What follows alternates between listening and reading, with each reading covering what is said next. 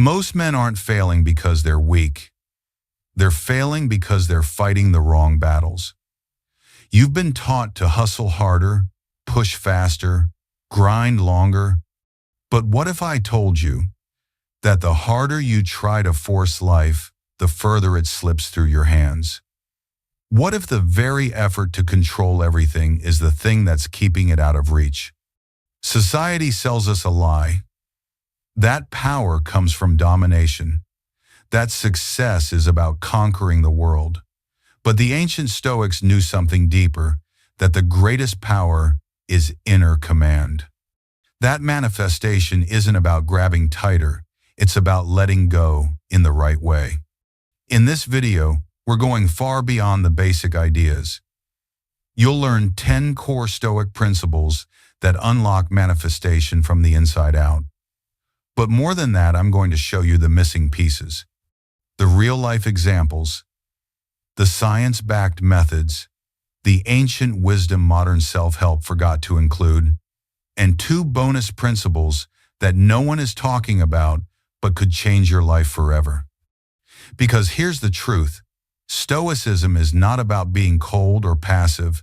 It's not about sitting around waiting for the universe to drop blessings in your lap. It's about becoming the kind of man that life naturally flows toward. Calm, focused, free from chaos, rooted in something deeper than circumstance. You don't need to become louder. You need to become still, not passive, but precise, not desperate, but deeply intentional. If you're tired of chasing things that run from you, if you're ready to stop begging for the life you want and start becoming the man who attracts it, then this is for you. Stay with me until Principle Shana 2. That's the one most men never learn, but it's the one that actually changes lives. Let's begin. Let's start with something most men have felt but few know how to name. The desperation that pushes what we want further away. In psychology, this is known as the rejection of desperation, a principle that states the more desperately we pursue something, the more resistance we create in the very thing we desire. It's not just energy, it's vibration, tone, subtle signals that scream, I need this or I'm not enough. And that energy, it repels. Think about it. The most magnetic men you've ever met are never the ones chasing. They're the ones moving with purpose, yes, but without grasping. There's no cling, no anxious energy. They want what they want, but they're not defined by it. That's not apathy. That's inner power. Stoicism understood this centuries before modern psychology caught up. Epictetus taught that wealth consists not in having great possessions, but in having few wants.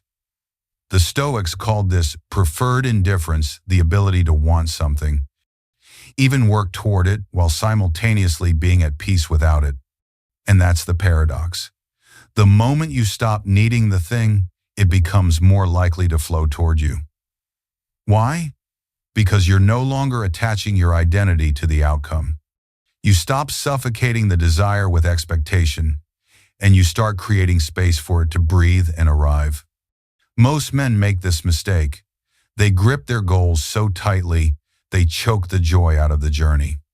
They believe that until they get the job, the girl, the income, the recognition, they can't relax. So they live in a constant state of tension and eventually burn out. And ironically, that very state of desperation is what delays the results. Let me offer you a new approach, a Stoic practice. Hold your desire like you would hold a butterfly. Open palm, no squeeze.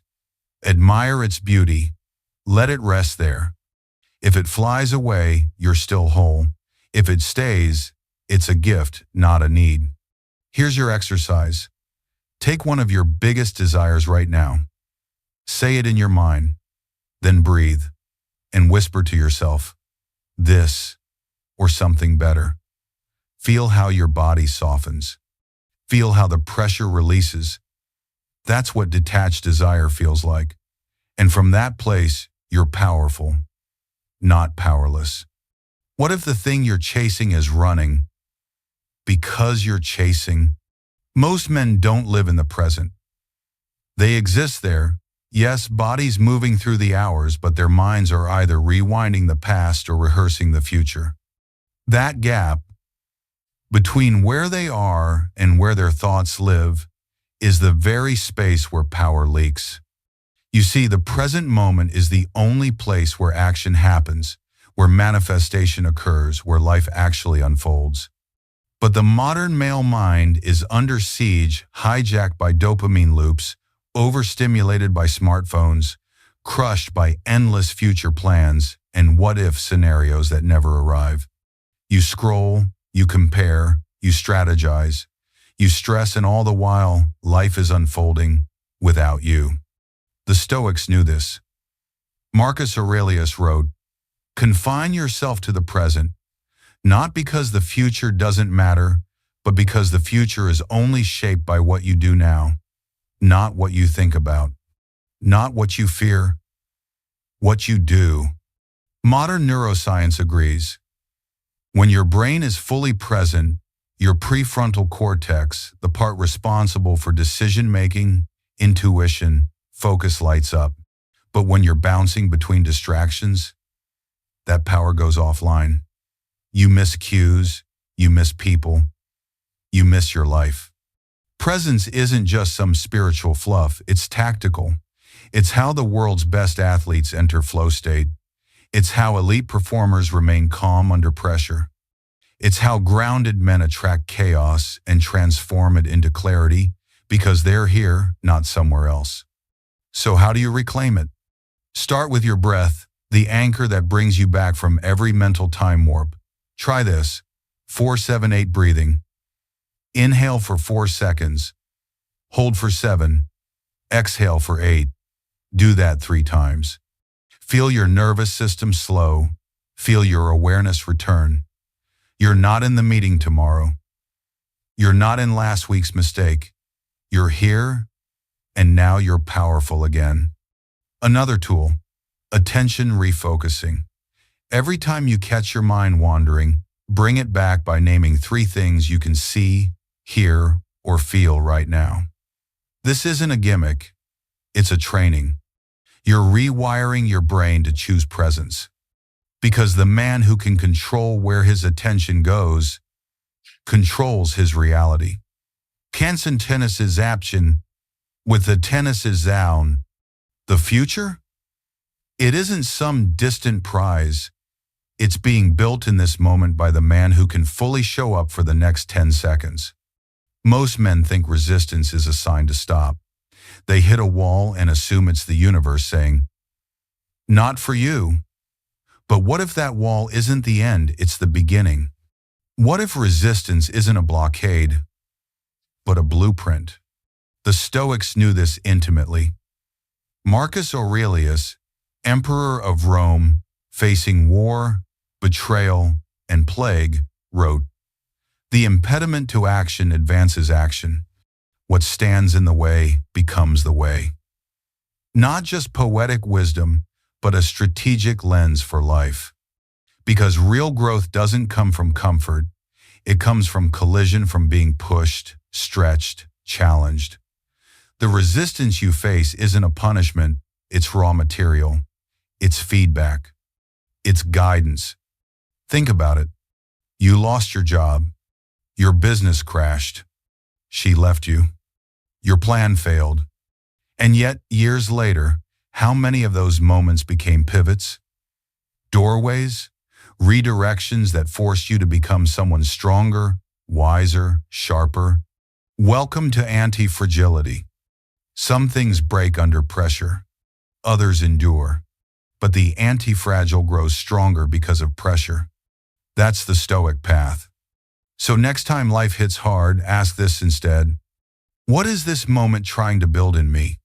Because resistance doesn't just test you, it trains you. It reveals your blind spots. It invites the version of you that can handle more if you're willing to meet it. And here's a truth most men avoid. The thing you're avoiding, the uncomfortable conversation, the rejection, the unknown that is likely the next door. Resistance is often direction. If something scares you, blocks you, pisses you off, that's your signal. Go there. Not recklessly, but deliberately, with presence, with purpose. Here's your exercise. Identify one thing you've been resisting. Not something random, but something meaningful. Now ask yourself, if I leaned into this, who would I become? Your greatest enemy might secretly be your greatest upgrade. Most men wake up every day handing their power to the world. Not physically, but mentally, emotionally, spiritually. They let the world decide how they feel, what they're worth, what they're allowed to believe about themselves. You feel good when she texts back. You feel bad when your post gets ignored. You feel confident when your bank account rises. You feel anxious when someone else outshines you. And just like that, you've become a puppet. Strings pulled by external validation, opinions, numbers, and noise. Your internal state is no longer yours. It belongs to everything and everyone else. But the Stoics knew a different way. Epictetus said, "No man is free who is not master of himself." This wasn't just a philosophical idea. It was a discipline, a commitment to rule yourself before you try to rule anything else. Inner authority means you decide how you feel, regardless of circumstances. You choose your peace before checking the news. You choose your worth before reading a comment. You choose your focus before the world offers you distraction. This is the throne of your mind, and no one else deserves to sit on it but you. But how do you reclaim it? First, self-inquiry. Ask yourself daily, whose opinion am I living for?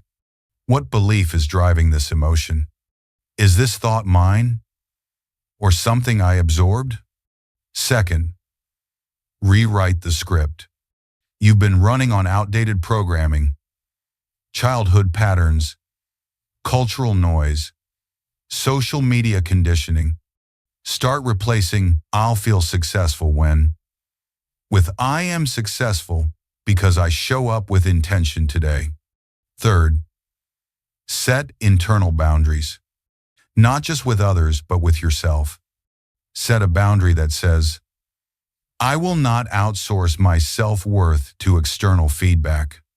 Set a boundary that says, "I am not available for emotional chaos that isn't mine." And finally, return to your own breath. It's always there. It doesn't care about likes. It doesn't change with the market. It reminds you.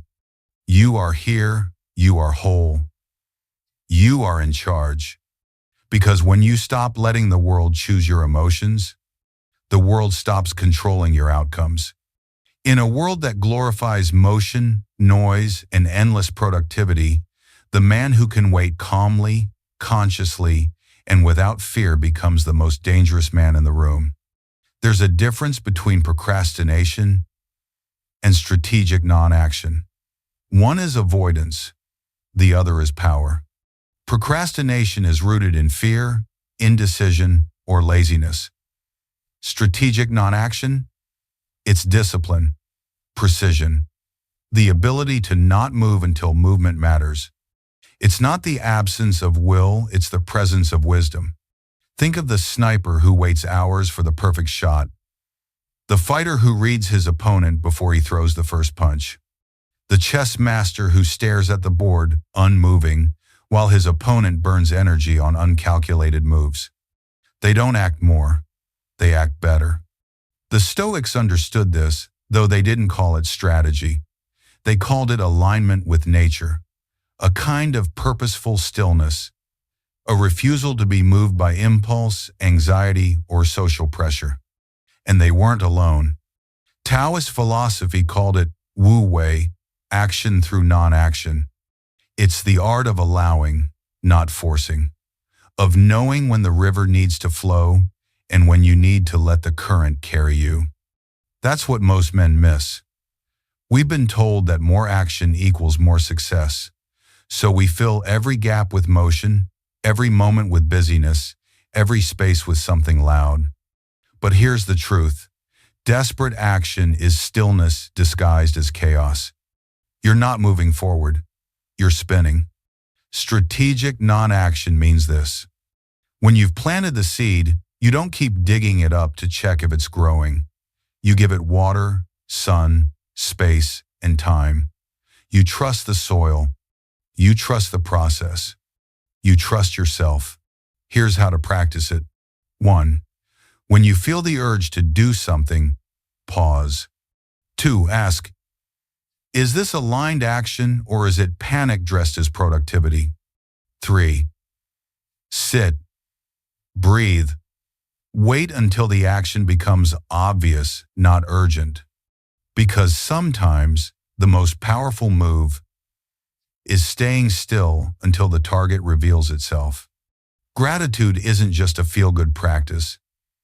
It's not soft. It's not sentimental.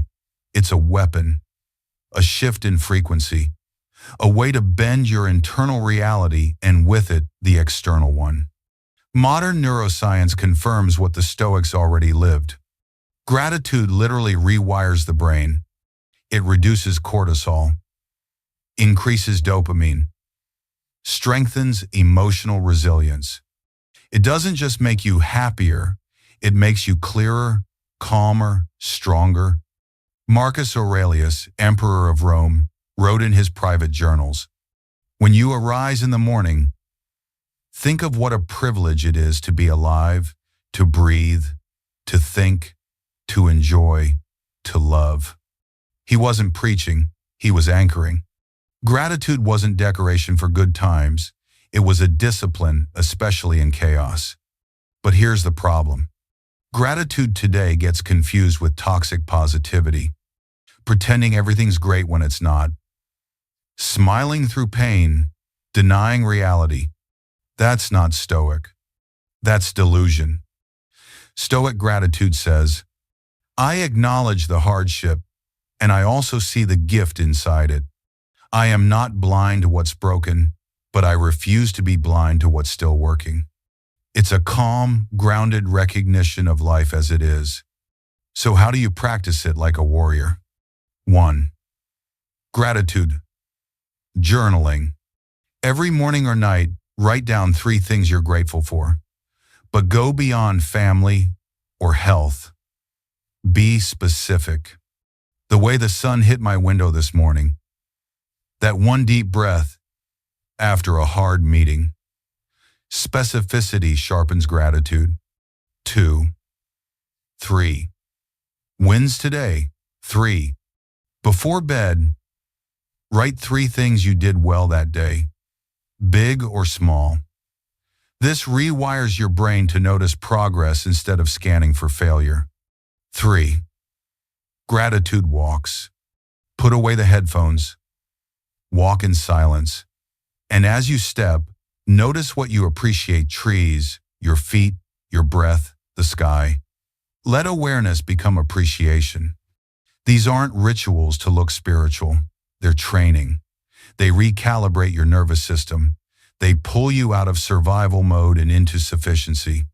And that, right there, is where abundance begins. Because when you feel like you already have enough, life expands. When you stop chasing from a place of lack, the chase ends. And when you embody gratitude, you attract more to be grateful for. A grateful man is impossible to defeat because he's already winning. Most men are taught to fear their emotions, to suppress them, or worse, to be ruled by them. Either way, they lose. One becomes numb, the other becomes unstable. But there's a third path, a higher path. Emotional sovereignty, the ability to feel fully without being ruled unconsciously, because emotions aren't weakness, they're energy, they're signals, they're fuel.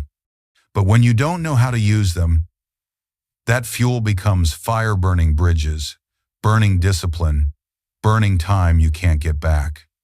Every emotion carries a frequency. Anger is energy. So is grief. So is joy. The question is, do you ride that wave or drown under it? The Stoics never said, don't feel.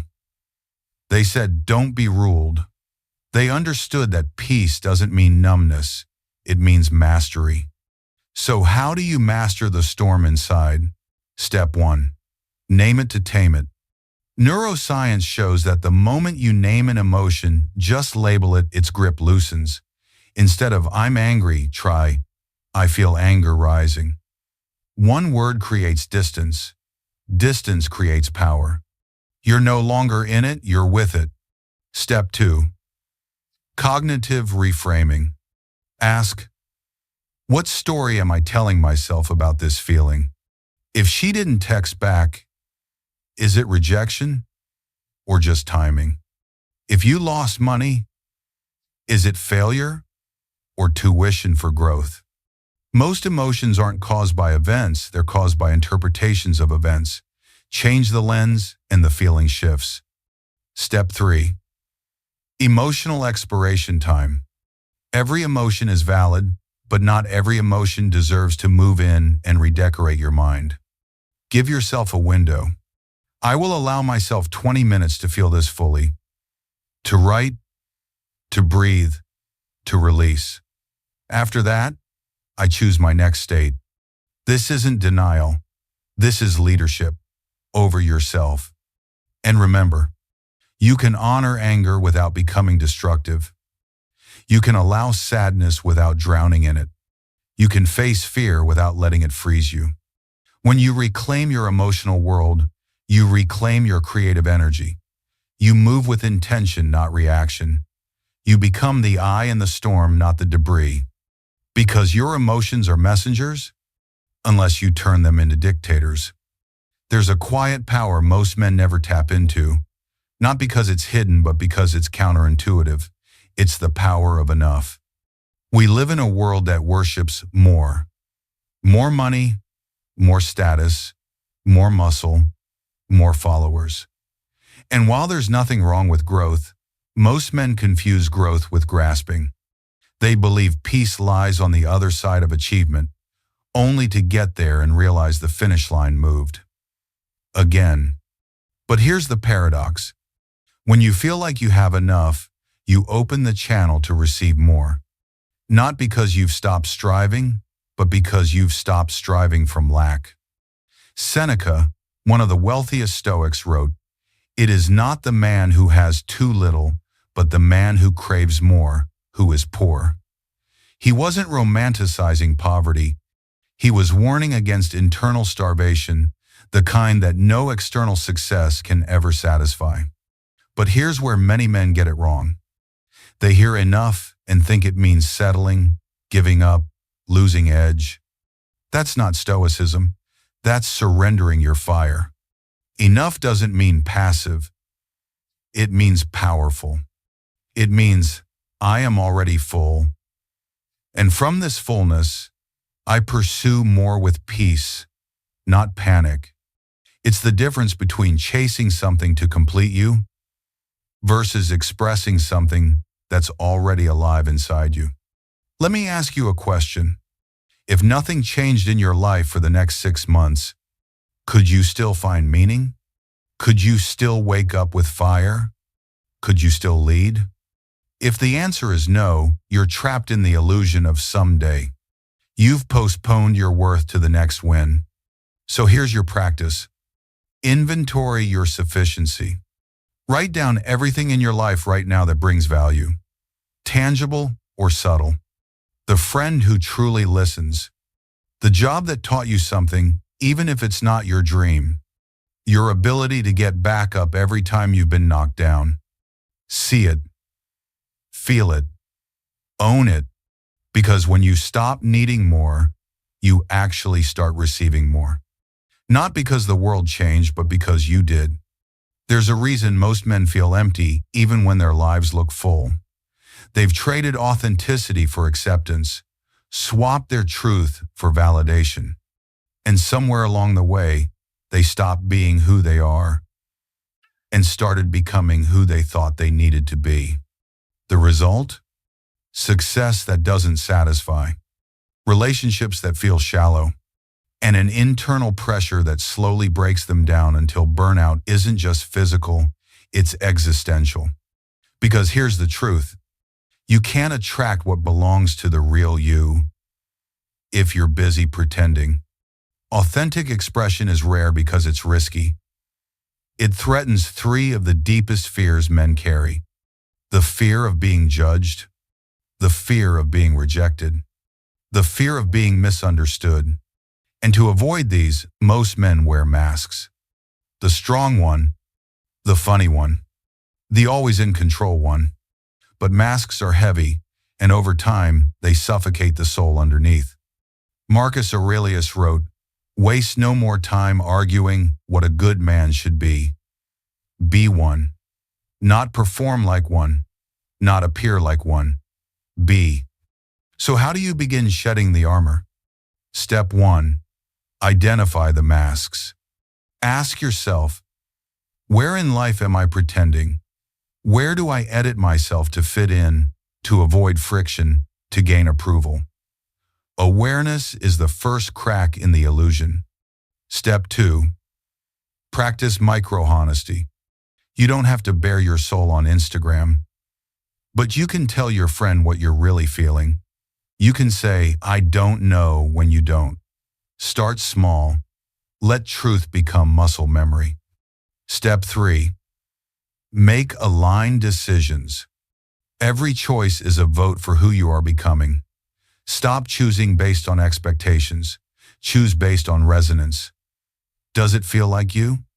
If not, it's a no, even if it's popular. Authenticity isn't loud. It's not showy. It's quiet power. It's clean energy. And it's magnetic. Because the world is filled with copies, but when a man shows up real, whole, and unapologetically himself, people feel it. Opportunities feel it.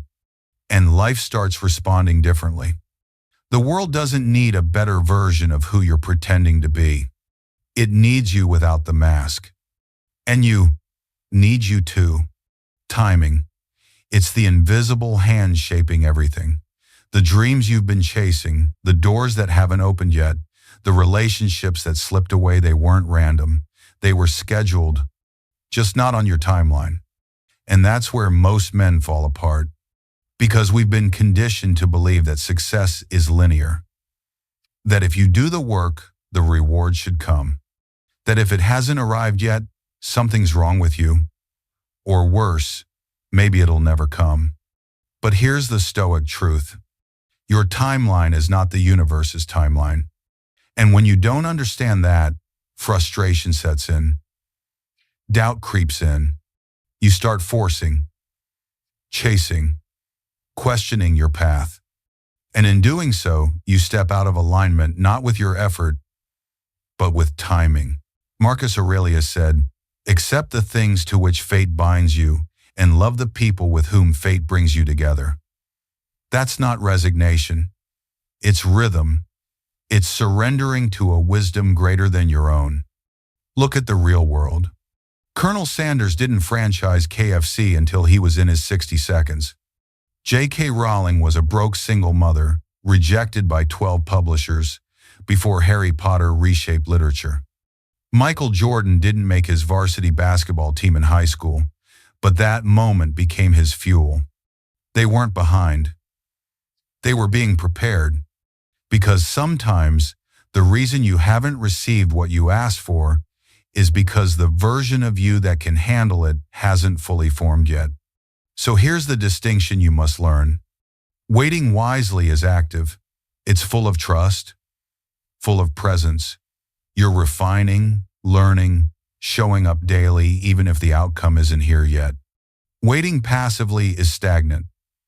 It's filled with bitterness, resentment, scrolling, quitting internally while pretending to care. The Stoic waits with their eyes open, with their hearts steady, with their craft sharpened because they know the moment will come. And when it does, they'll be ready. So let me ask you, are you preparing or are you pouting? The universe is never late. We're just early in our doubt. There's a reason so many modern men feel overwhelmed, unfocused, and low on energy even when they're not doing much.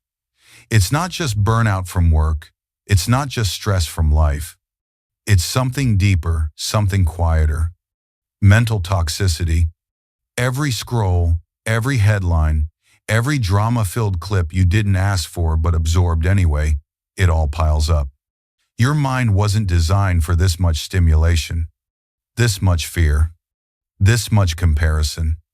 And without realizing it, most men are walking around with a brain full of noise that isn't even theirs. The Stoics warned about this even in a world without smartphones. Marcus Aurelius wrote, "The things you think about determine the quality of your mind." To them, protecting your mind wasn't optional. It was sacred. Your attention was your power. Your thoughts were your kingdom. So let me say this clearly. If you want clarity, confidence, and real masculine energy, you need to detox your mind. Here's how. Step 1. Cut the distractions. Audit your inputs. Who are you following? What content are you feeding your brain first thing in the morning? If it doesn't inspire, educate, or empower, cut it. No negotiation. Step 2. Curate your environment. You don't rise to the level of your motivation. You fall to the level of your surroundings. Clean your space. Remove visual clutter. Add books, music, reminders that align with the man you're becoming. Step 3. Reduce digital noise. Turn off non-essential notifications. Set app limits. Create no input windows where your mind gets to be still. No screen, no stimulation, just space to breathe and think. Step 4. Choose high-quality influence. Start being ruthless about who and what gets to shape your worldview. Podcasts, mentors, channels upgrade your inputs, and your thoughts will follow. Because here's the truth no one tells you. You can't build a calm, focused life on a diet of chaos. You say you want peace, but you binge conflict. You say you want clarity, but you consume confusion. You say you want to think for yourself, but you let everyone else think into you. So here's your challenge. Take 1 week. Detox. Unfollow. Unplug. Not forever, just long enough to hear your own mind again. Because for a man to think clearly, he must first remove the world's noise from his mind. Freedom. It's the word every man craves. Freedom to choose. Freedom to move. Freedom to live life on his terms. But here's the paradox most men never learn. Freedom isn't the absence of structure. It's the result of it. You think discipline is restriction, that it chains you, tames you, makes you less free. But in reality, discipline is the only thing that makes real freedom possible. A man who isn't disciplined is a slave not to someone else, but to his urges, to distraction, to laziness, to comfort, to mood. The Stoics knew this. That's why their daily lives were structured with intentional rituals. Marcus Aurelius journaled each morning, not for likes, not for followers, but to prepare his mind for battle. Seneca reflected daily, writing letters of wisdom and restraint to his friends, not to impress, but to stay centered. They rose early, not because it was trendy, but because time was precious. Because a day unclaimed by you will be claimed by everything else. Manifestation doesn't happen without foundation. You can visualize all day long, but if you can't get out of bed when you said you would, if you can't stay focused for more than 10 minutes, if your habits don't align with your goals, then all your desires are castles in the sand. Discipline is the brick, the repetition, the steady hand behind the scenes. It's doing the work even when no one's watching, especially when no one's watching. So how do you begin? Start with one small, repeatable win. Wake up at the same time every day and protect the first hour of your mind. Journal with intention, not about what's happening, but about how you're showing up. Choose one thing you'll do, even if you don't feel like it, and do it. Every day. 18 mean looks with crease and hoe. This isn't about punishment, it's about personal power. Because the man who can command himself can create anything. A disciplined man doesn't have fewer choices. He just doesn't waste them. His mind is clear.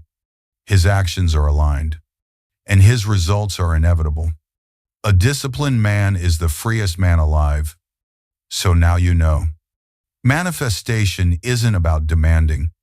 It's not about shouting at the universe, scripting your desires down to the detail, and waiting for life to obey. It's about becoming the man who's worthy of receiving. You don't attract what you want, you attract what you are. And who you are is shaped by your discipline, your stillness, your courage, your presence, your surrender. These 12 principles aren't just tactics to get more. They're not shortcuts or hacks. They're foundations for a new way of being.